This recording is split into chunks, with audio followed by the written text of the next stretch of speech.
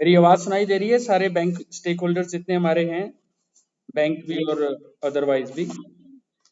जी, बस मैं आपका गिन के 5 मिनट लूंगा क्योंकि आप सब बहुत बिजी होते हैं। मेरे पास एचएएस ऑफिसर सरवन मांटा जी, जो हमारे फ्रेंड भी हैं, उनका एक लेटर सर्कुलेट हुआ है। उन्होंने बतौर मैनेजिंग डायरेक्टर हमारे मेंबर सेक्रेटरी जो हैं लीगल सर्विस अथॉरिटी के, उनको एक लेटर लिखा HP state cooperative bank limited के संदर्भ में। और जो प्रॉब्लम स्टेट कोऑपरेटिव बैंक को है, वही मैं समझता हूं कि जितने भी हमारे बैंक्स हैं आज इस स्थिति से गुजर रहे हैं। बैंक में करप्शन और इनएफिशिएंसी देश की इकोनॉमी को बहुत बुरी तरह से झचकोड़ती है। ईज ऑफ डूइंग बिजनेस पे हमारी गवर्नमेंट का लगातार फोकस रहा है और वो लगातार फोकस दिखता भी है कि कंट्री किस तरह 179 से 85 से 53 के रैंकिंग में इंप्रूव किया है। और ऐसे 100 करोड़ की वैक्सीनेशन पॉसिबल नहीं हो पाई है। ये पॉसिबल ही तब होता है जब आप लोगों का जो पैसा या सिस्टम का जो पैसा अटका हुआ है वो जल्दी से निकल ले। आज भारत देश में कोई इन्वेस्ट नहीं करना चाहता क्योंकि यहाँ का जो लीगल प्रोसेस है, जजेस की स्ट्रेंथ और पॉपुलेशन जो रेशो है 20,000 जजेस का 137 करोड़ की आबादी में, वो बहुत पुअर है। नतीजा एक सिंपल रिकवरी सूट 3,000 रुपये का 5 राउंड ऑफ लिटिगेशन से गुजरता हुआ 2021 में दीपाली विश्वास के केस में खत्म हुआ। आप सारे बैंक मैनेजर हैरान रह जाएंगे। ऑनरेबल सुप्रीम कोर्ट ने इस बात का संज्ञान लेते हुए कहा, दीपाली विश्वास का जो केस है 2021 सुप्रीम कोर्ट, इसको लॉ के स्टूडेंट्स को पढ़ाया जाए, लॉ में सिलेबस बनाया जाए कि किस तरह से एक 3,000 रुपये सीपीसी के रिगर नहीं, जो 106 रूल एग्जीक्यूट के लिए, उसमें नहीं, रादर इंसान की ईगो के कारण। और कई बार बैंक या जब रिकवरी एजेंट की तरह हम साहूकार सिस्टम से खत्म होकर नेशनलाइजेशन ऑफ बैंक में आए, फिर प्राइवेटाइजेशन ऑफ बैंक आया, आईसीसीआई वर्सेस प्रकाश कौर में हमने देखा कि बैंक्स भी एक तरीके से मसलमैन का मदद लेकर रिकवरी पे आ गई। ये सारी चीजों से आईसीसीआई बैंक या कुछ प्राइवेट बैंक को फायदा हो गया होगा। कभी Himachal Pradesh date recovery act, कभी सरफेसिया, और कभी सीपीसी, कभी कमर्शियल कोर्ट अमेंडमेंट, कभी स्पेसिफिक रिलीफ एक्ट में अमेंडमेंट। मगर उसके बावजूद हम ये देखते हैं लगातार कि बैंक का जो एनपीए है वो एक बहुत बड़ा चैलेंज बन के उभरा है सरकार के लिए।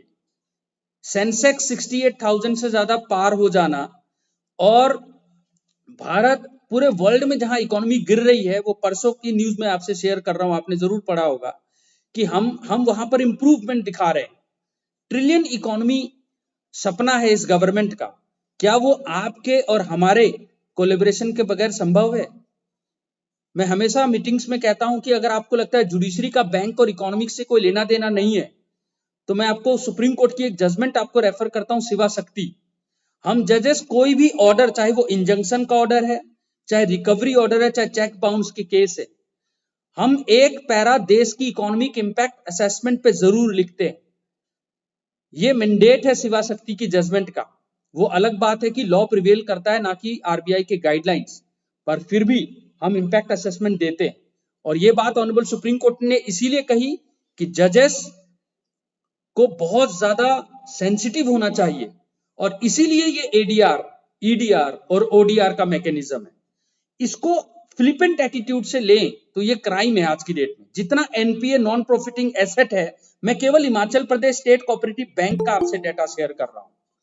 Himachal Pradesh state cooperative bank ने मुझे कहा, मुझे का मतलब लंदन मेंबर सेक्रेटरी और फिर हम सारे सेक्रेटरी डीएलएसए को, कि 77.92 करोड़ रुपए इन्वॉल्व हैं और 1654 लोक अदालत जो हैं वो लगाने पड़ेंगे। यानी कि केवल एक बैंक का 78 करोड़। आप जानना चाहेंगे कि सर टोटल डेटा कुछ आपको मालूम है? केवल 2020 में जो कोविड के दौरान लोक अदालत लगा था, 11,285 लोक अदालत पूरे भारत में, 20,000 जजेस में से एक सेकंड सैटरडे जो छुट्टी मनाया जाता है, उस दिन नेशनल लेवल का लोक अदालत लगा के 39 बिलियन रुपया, जी हां, 40 कम 1 अरब रुपया वापस सिस्टम को दे दिया गया। और सिस्टम की सर्कुलेशन आने पर ही ये 100% वैक्सीनेशन, सहारा स्कीम और उज्ज्वल स्कीम यानी गवर्नमेंट के सोशल जस्टिस सेक्टर के सारे स्कीम इंप्लीमेंट हो पाते हैं। मैं आपको 2015 से 2020 का अगर आंकड़ा दूं ताकि आप एज ए मैनेजर, जो आप लोगों का एक एटीट्यूड होता है कि लोक अदालत में आप उस ऑफिसर को भेज देते हो कई बार जो कॉम्पिटेंट ही नहीं होता, और जब जज निगोशिएट करता है तो वो कहता है सर मैं कॉम्पिटेंट नहीं। इतनी लंबी चौड़ी गाइडलाइन आप लोगों को दी जाती है। ओम्बड्समैन आपके बैंकों में भी है, जब आप फेल हो जाती है, जब आपकी मशीनरी फेल हो जाती है, 6 साल तक वो पैसा रिकवर नहीं होता, आप तब बिना कोर्ट फीस के एक मुफ्त का आपको एक एडीआर दिया गया। लेकिन अगर आप इसको इस तरह ट्रीट करने लग जाएं कि जजेस अब हमारे लिए रिकवरी एजेंट का काम करें, हम अपने सेकंड सैटरडे में हम कोर्ट में क्यों जाएं, ऐसे ऑफिसर को भेजें जिसको यही नहीं पता कि मैं कॉम्पिटेंट ही नहीं हूं, इससे ज्यादा मैं माफी नहीं कर सकता, वो केवल एक इंडिविजुअल जज का टाइम नहीं खराब हो रहा, ये एक फ्रॉड है पूरे एडीआर सिस्टम पे जब कॉम्पिटेंट ऑफिसर नहीं आता। आपके एक एक सिस्टम अगर आप पढ़ें इसको तो सब लिख दिया गया है, जोनल वाइज कौन कॉम्पिटेंट होगा, गाइडलाइंस क्या है, कितना आप सेटलमेंट अमाउंट कर सकते हैं, कितना ओटीएस होगा, कितना रिबेट होगा, कितना आप सेक्रीफाइस अमाउंट कर सकते हैं, किस हिसाब से किन चीजों में आपने प्रिंसिपल अमाउंट से नीचे नहीं आना है, कहां पर आपको प्रिंसिपल अमाउंट से भी नीचे 10% तक भी मिले हाँ करना है। ये पढ़ के आए, ये गाइडलाइंस पढ़ के आए। लेकिन मैं आपको ये बताना चाहता हूं कि प्लीज कन्वे ए मैसेज अपने टॉप हेड, अपने जोनल हेड की जुडिशरी यानी लोक अदालत में हमारे लोवेस्ट लेवल के भी ऑफिसर अगर इसको कर देते हैं तो ऑनरेबल सुप्रीम कोर्ट तक चैलेंज नहीं है, ये फाइनल होता है जब तक कोई फ्रॉड ना खेला गया हो। और हम अगर आपकी गाइडलाइन को अनदेखा करके भी कम कर देते हैं, अगर हमें ऐसा लगता है और वो जुडिशियल डिस्क्रिशन है तो वो फाइनल है। हम कोर्ट फीस भी वापस करते हैं, हम दोनों पार्टी को सुनते हैं। लेकिन अगर आप कॉम्पिटेंट ही नहीं, आपको 1 घंटा जज निगोशिएट करे, वो बोले ठीक है सर मैं 10 लाख देने को तैयार हूं, आपको नहीं सर इसमें तो मुझे पूछना पड़ेगा। अरे हम डिफॉल्ट क्लॉज भी तो बनाते हैं। आप प्लीज एटलीस्ट आप यहां पर जो हमारे ऑफिसर्स हैं, हम ये गाइडलाइन है हमारे में डिफॉल्ट क्लॉज देखोगे जो हम खुद होल्ड करते हैं, अगर वो डिफॉल्ट क्लॉज पूरा नहीं करता तो आपके राइट वैसे जिंदा हो जाते हैं। हम ठगा महसूस नहीं करवा सकते ना आपको ना दूसरी पार्टी को।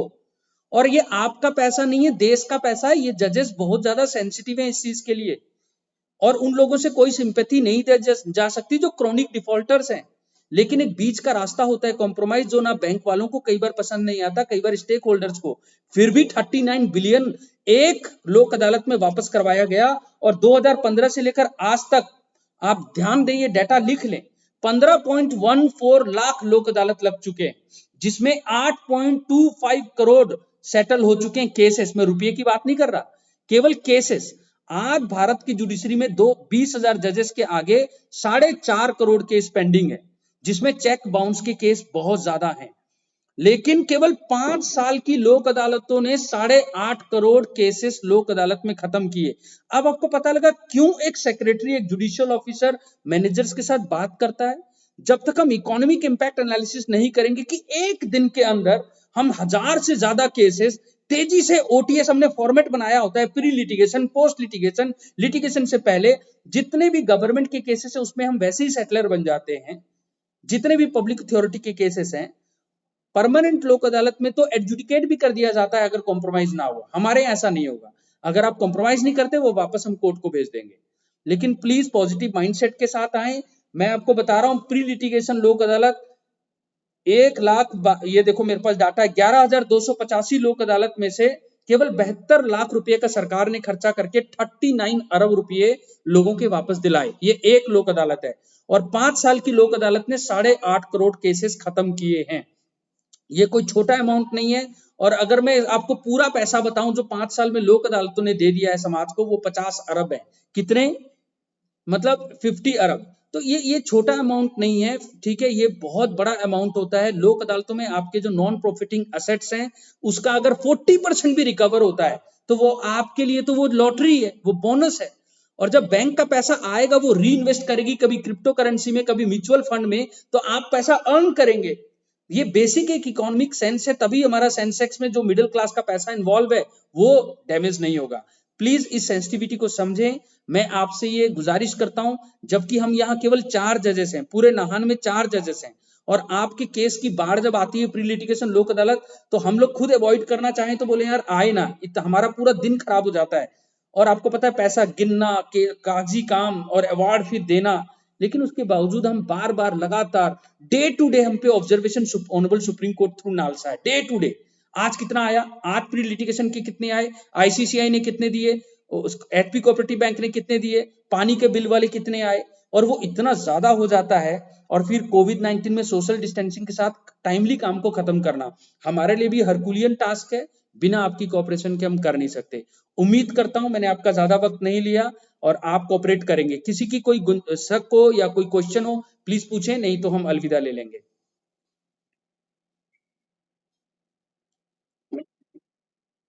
Thank you,